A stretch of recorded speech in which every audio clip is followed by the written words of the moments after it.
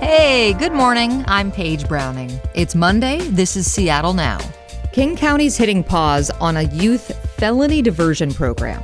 It's supposed to keep youth out of jail, keep them from recommitting, and help them get to the root of why they offended. But 4 years into the program, it's not working as planned.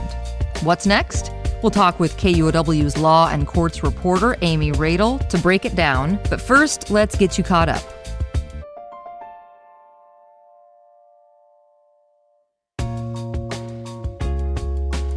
It is Seafair Fleet Week. Seattle's week of maritime celebrations starts with the parade of ships through Elliott Bay tomorrow, and all week long the public can meet the sailors and take ship tours. This all leads up to the weekend's festival, which includes the Blue Angels Air Show, the hydroplane races, and the log boom. But as we all know, the Blue Angels will be practicing above the city all week, noise and all. If you want to plant a couple trees where you live for free, this is your last week to apply for the year. The application deadline for the annual Trees for Neighborhoods program is this Thursday. You pick up to 3 trees you want, and if they're still available, you'll get them delivered, plus a watering bag and mulch, and ongoing tips on proper tree care. And this week may also be the last chance to buy Canadian goods without added tariffs. President Donald Trump earlier this month threatened to impose a 35% tariff on Canadian goods starting this Friday if a trade deal is not reached. And Canada's Prime Minister Mark Carney told the New York Times last week the country won't accept a trade deal with the U.S. at any cost. Check back for more headlines on tonight's episode of Seattle Now.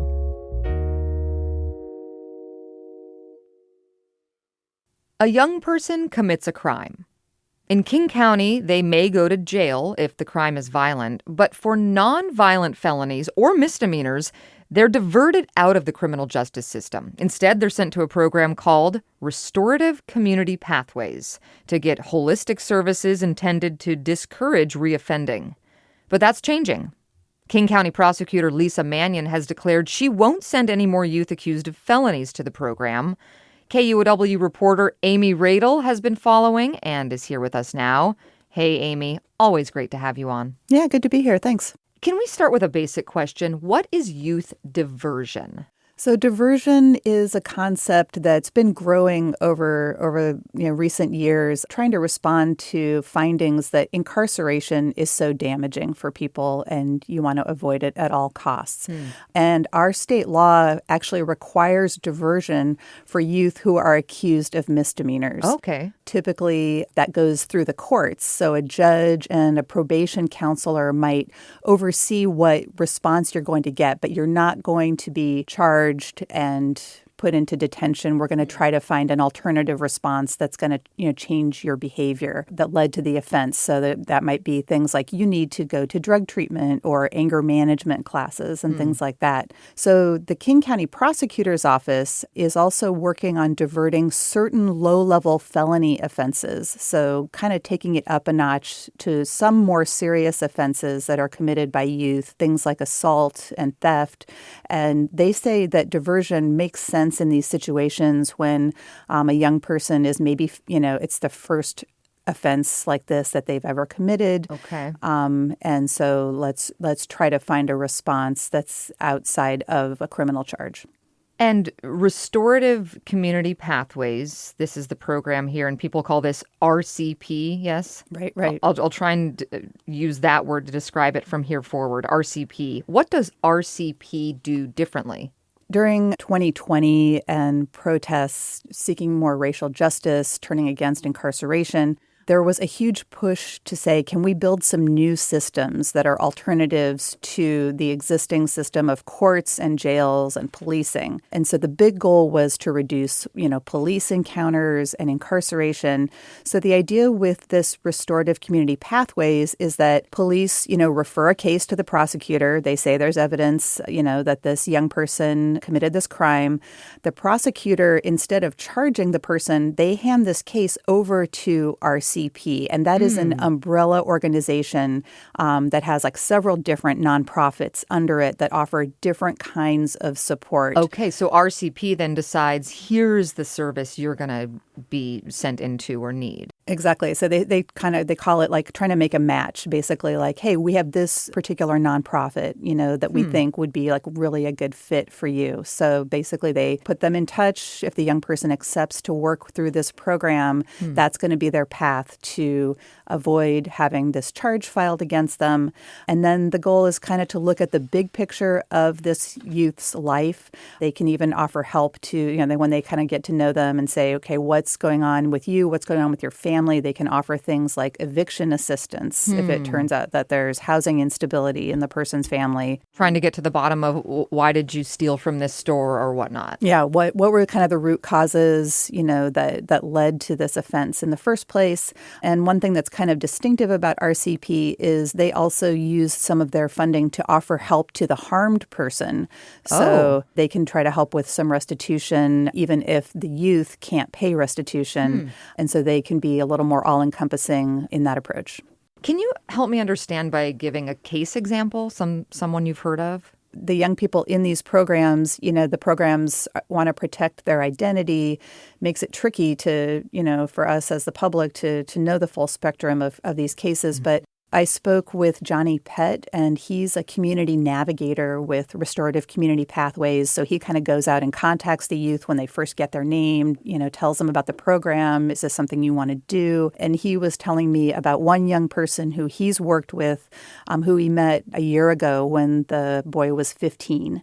And so this youth, came a long way, had a troublesome childhood, grew up in a bad environment, and, was able to turn his life around with the help of RCP, Friday Night Circle, being able to talk and share and figure out, those root causes that we speak about. Friday Night Circle is one of the gatherings they have for the youth that they work with. And Johnny Pett said that this boy has gotten his GED. He's planning for his future. But then last week, King County Prosecutor Lisa Mannion said she won't be sending youth there anymore who are accused of low-level felonies. Why, according to Mannion, are those kids and teens no longer eligible for RCP?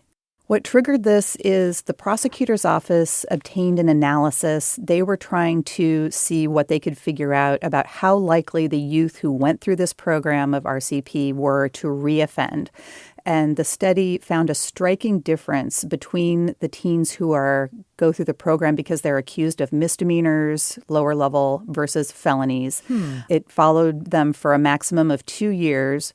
And in that time, 37% of the misdemeanor group had a new offense. Okay. But with the felony group, the recidivism rate, the reoffending rate was 53%. So more than half of them reoffended. Exactly. And so the King County prosecutor, Lisa Mannion, said that number was just too high. Because I think that there are some folks who may interpret that as a 50-50 shot of success or maybe a flip of the coin type of success.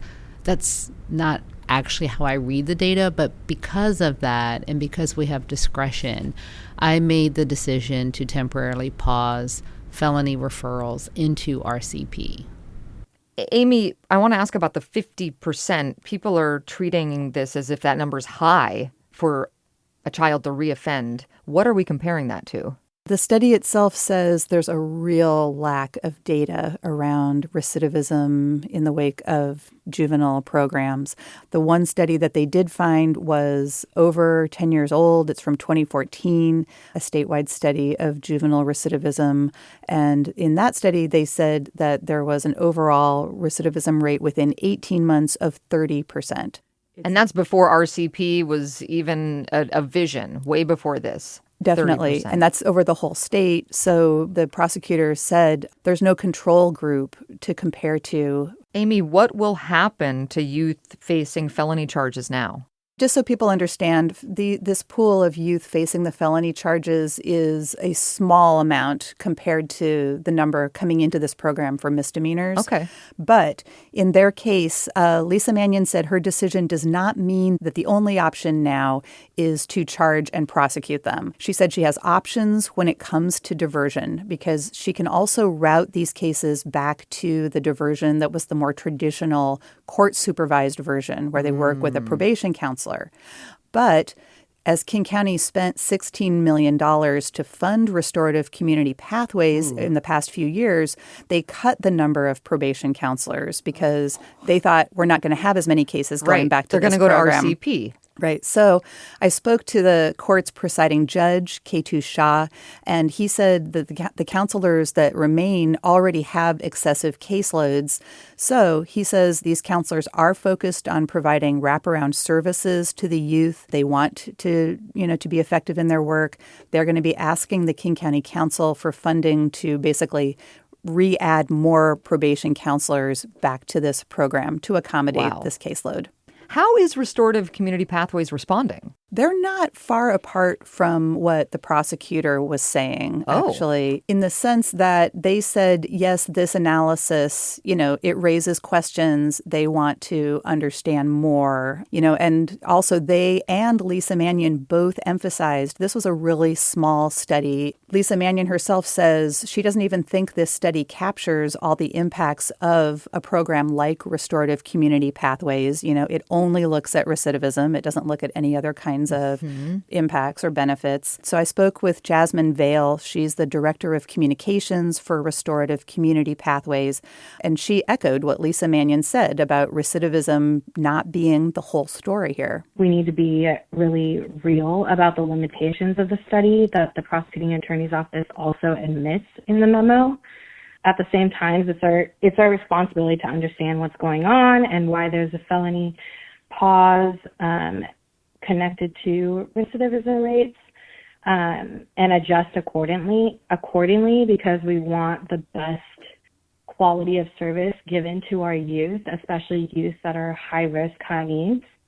So you can hear Jasmine Vale saying, they're trying to understand the implications of this analysis and how it affects the services they provide. And as we said, the vast majority of the youth that they serve are there for misdemeanors.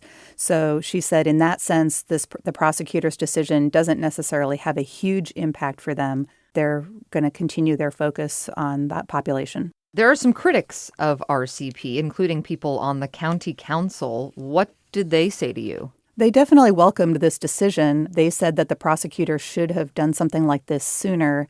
Council members Dunn and Dembowski say they have more confidence in the court-supervised diversion. Okay. So they've said that Restorative Community Pathways hasn't provided enough transparency on what they're doing. How about council members who support the program? They said that this analysis is important. I was kind of struck by the fact that everyone I spoke to said that this analysis was concerning. Everyone seemed pretty much open to the prosecutor's decision, at least at this point, but kind of in hopes that maybe we'll get more data down the road and we'll know more. But for now, everyone was kind of on board with it. King County Council member Gurmai Zahalai has supported the creation of RCP, but he said it's intuitive to him that youth accused of these felonies might have more serious issues going on. We can't be ideological about this, that at the end of the day, we have two goals of making our public and our community safe and making sure that our youth have the opportunity to grow up and be successful adults. And any diversion program has to be assessed rigorously under those goals. And if it's not achieving those goals, we have to be able to redirect. People are just hoping to see more data in the near future to guide these decisions. Amy, what are you watching for next? Well, we're going to keep hearing about these programs next month because there's an assessment due and an audit that was requested by the county council. And then I think that these changes will definitely be in the air when the fall budget process begins. KUOW Courts and Politics reporter Amy Radil, thanks for being here. Yeah, thanks for having me, Paige. Thanks for listening to Seattle Now. Today's episode was produced by Brooklyn Jamerson Flowers. It was edited by Derek Wong. Our production team also includes Caroline Chamberlain Gomez, Shane Mailing, Vaughn Jones, Andy Hurst, and Patricia Murphy. Greg Kramer does our theme music. Seattle Now and KUOW Public Radio are members of the NPR network. I'm Paige Browning. See you soon.